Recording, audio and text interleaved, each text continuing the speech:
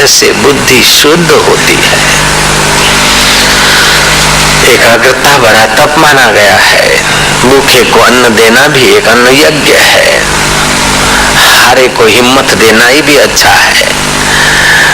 अभक्त को भक्ति के रास्ते लगाना, अपने से छोटे दीन दुखियों को सहायभूत होना और अपने से पूज्य व्यक्तियों की सेवा करना, इससे अंतःकरण शुद्ध होता है। यज्ञोदानम तपश्चर्या, यज्ञ दान और तप से बुद्धि शुद्ध होती है और शुद्ध बुद्धि समता के सिंहासन पर बैठती। दुनिया भर का धन कमा लिया, सत्ता कमा ली, यश कमा लिया, लेकिन चित्त में समता नहीं तो आदमी कंगाल है।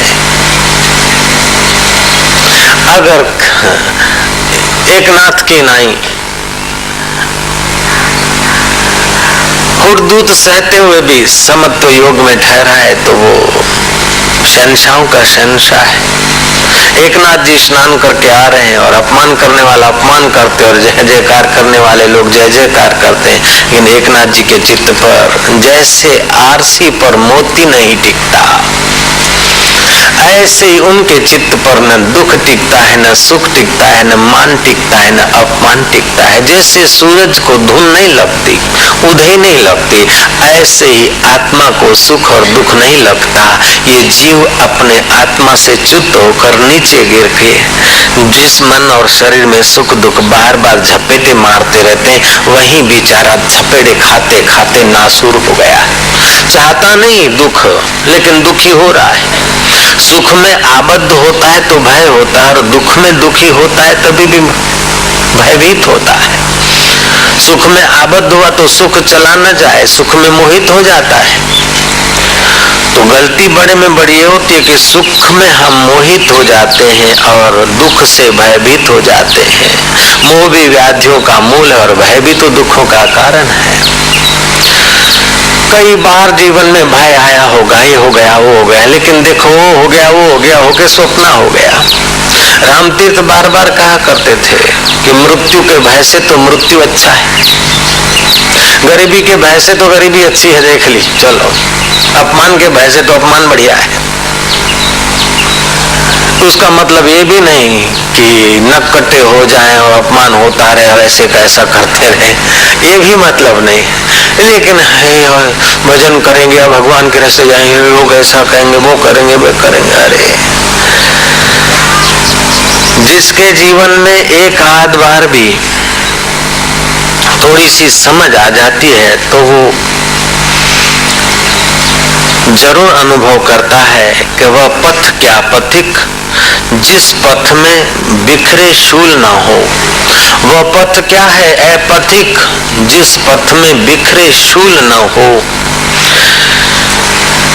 नाविक के धैर्य परीक्षा का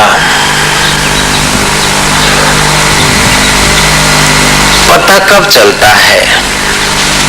पथिक के पथ की परीक्षा कब होती है कि पथिक पथ काट रहा है और शूल बिखरे फिर भी आगे मुसाफरी कर रहा है। वह पथ क्या पथिक जिस पथ में बिखरे शूल न हो।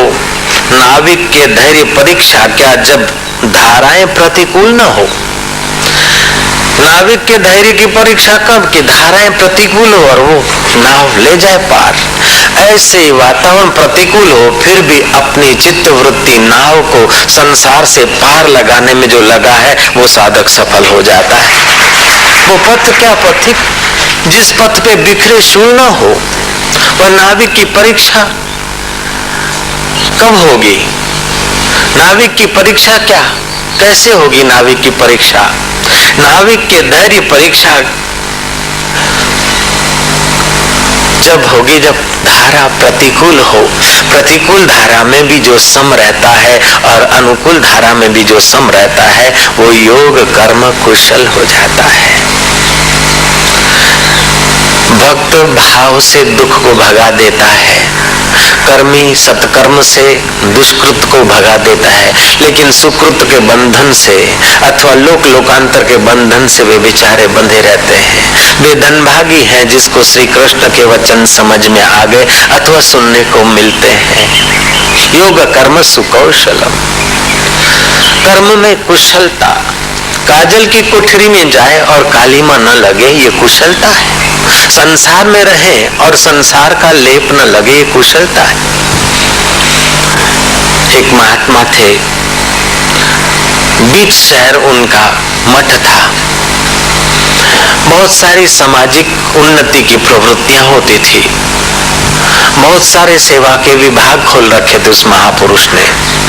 बच्चों की उन्नति, युवाओं की उन्नति, संसारियों की उन्नति, ब्रह्मचारियों की उन्नति, गृहस्थों की उन्नति, मनुष्य मात्र की उन्नति के अलग अलग विभाग उस महापुरुष ने चला रखे थे। एक साधक गया कि बाबा जी, मैं आपके चरणों में आया,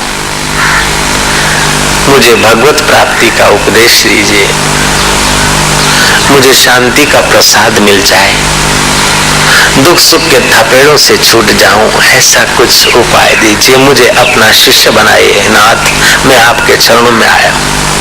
महाराज ने कहा कि देख बेटा, तेरी श्रद्धा है, यौवन है, तू कुछ कर सकता है, तो मेरे जैसे के पास तू मत टिक। देख मैं तो संसार में डूबा हूं, चांदी की थाली में भोजन लाते शिष्य खाता हूं, गाड़ी मोटरों में घूमता हूं और बड़ी बड़ी प्रवृत्तियां करता हूं, दिन रात लगा हूं। दिन को तो लोग संपर्क रहता है, लेकिन प्रभात को ध्यान करने के बाद भी सोचता हूं कि आज ये करना है, ऐसा ऐसा करना है। रात को भी सोच लेता हूं कि क्या क्या ठीक हुआ, क्या बेठीक हुआ। मैं तो प्रवृत्ति में डूबा हूं, मैं तो कर्मों में डूबा हूं बेटा। मैं तो रागियों के बीच जी रहा हूं और राग से भरा हुआ हूं। जा किसी बैरागी महात्मा के पास, यहाँ से 8 कोस दूर जाएगा, फलाने इलाके में जाएगा, एक शांत वातावरण, नदी के किनारे एक झोपड़ी है, कोई अलमस्त फकीर मिलेगा, उसका शिष्य हो जा, तेरा काम बन जाएगा। वो साधक चला 8 कोस बराबर करीब 20 किलोमीटर। जहाँ पता बताया था, देखा कि कोई झोपड़ी है और एक अलमस्त कोई फटे टूटे चित्रों में पड़ा है। निगाहों में तो सौम्यता, शांति है, कपड़े तो फटे टूटे हैं, झोपड़ा तो ऐसा वैसा है, लेकिन हृदय कोई रस से रसीला हो रहा है। महात्मा को दूर से दंडवत प्रणाम किए, नजीक जाकर